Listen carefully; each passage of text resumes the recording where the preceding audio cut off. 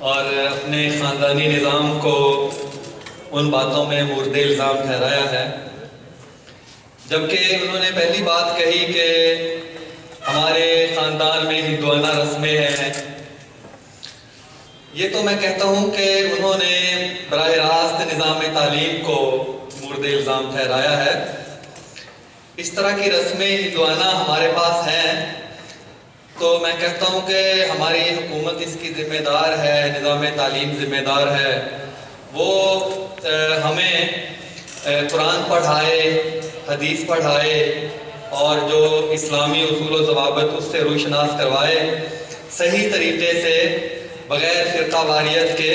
تو میرا خیال ہے ہندوانہ رسمیں کافی حد تک کمزور پڑ سکتی ہیں، کم ہو سکتی ہیں، ہمارے اپنے جو اسلامی شعار ہے وہ ان کی جگہ پہ لے سکتے ہیں۔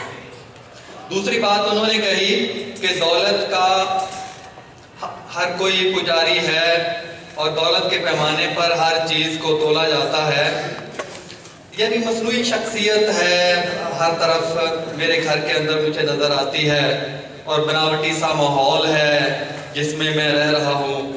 تو اس کی بات تو صحیح ہے، لیکن اس بناوٹی ماحول کو پیدا کرنے میں میرا خیال ان کے والدین کا سب سے کم کردار ہے۔ اس میں ذرائع ابلاغ کا بہت زیادہ کردار ہے، اس میں ٹی وی ڈرامے ہیں، جو نیٹ کے ہر اچھے برے پروگرام تک رسائی ہے، طالب علم دیکھتے ہیں اور ان کے اندر بے چینی اور اضطراب پیدا ہوتا ہے۔ تو یہ ذمہ داری ذرائع ابلاغ پر زیادہ جاتی ہے۔ کہتے ہیں مجھے نکما اور نالائق کہا جاتا ہے، مجھے طعنہ زنی ہوتی ہے میرے خاندان کی طرف سے۔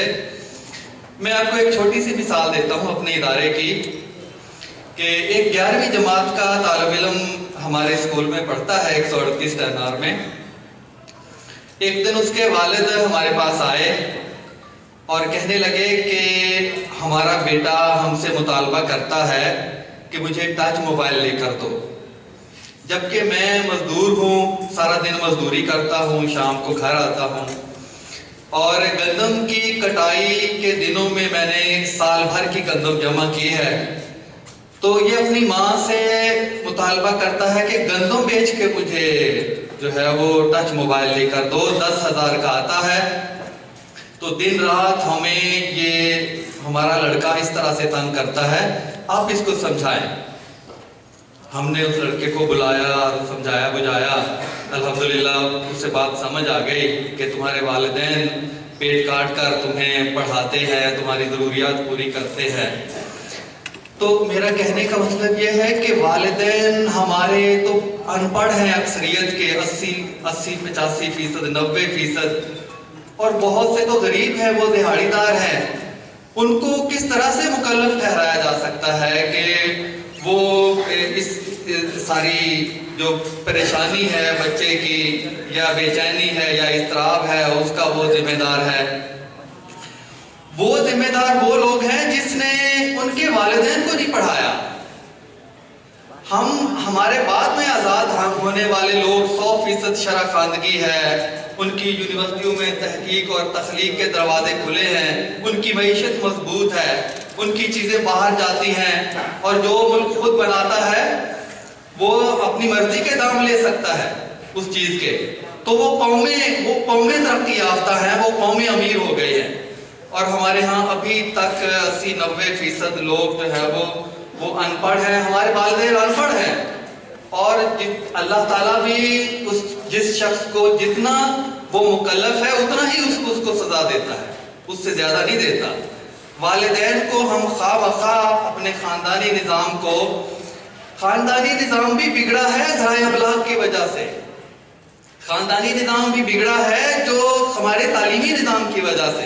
ہمارے جو اوپر لوگ بیٹھے ہیں انہوں نے آج تک ہمارے بچوں کو صحیح تعلیم اور اس کے ساتھ ساتھ تربیت کا کوئی انتظام نہیں کیا، جس کی وجہ سے یہ ہمیں باتیں سننا پڑ رہی ہیں۔ تو ہمیں اگر صحیح تربیت سے روشناس کروایا جائے ہمارے طالب علم کو، ہمارے نوجوان کو، تو کوئی اس طرح کی خاندانی نظام سے اسے شکایت شاید نہ ہو۔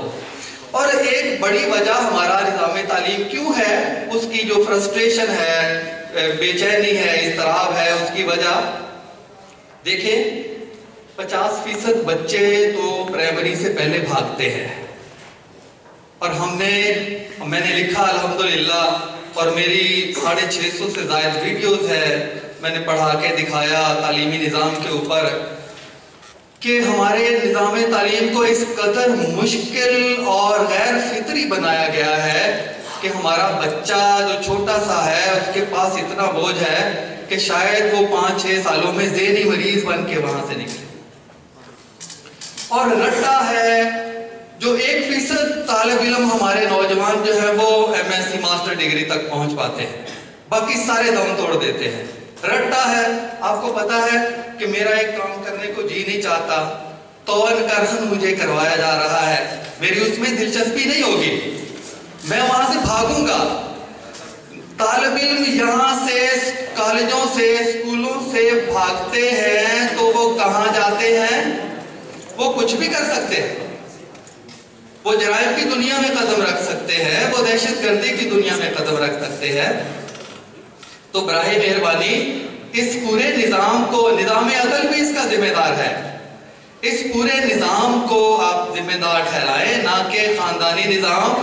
میرے باپ میں، ان پڑھ باپ کے اندر جو اس کی صلاحیت ہے، جو اس کے اختیارات ہیں، ان پڑھ ماں کے پاس جو اختیارات ہیں، وہ آپ اپنے سامنے رکھیں، اور ان کو سامنے رکھ کر آپ مورد الزام ٹھہرا سکتے ہیں۔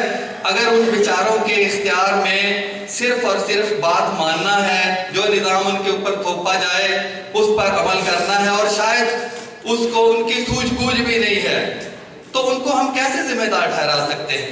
ذمہ دار یہ باقی والے نظام ہیں جو اوپر آپ کو نظر آ رہے ہیں۔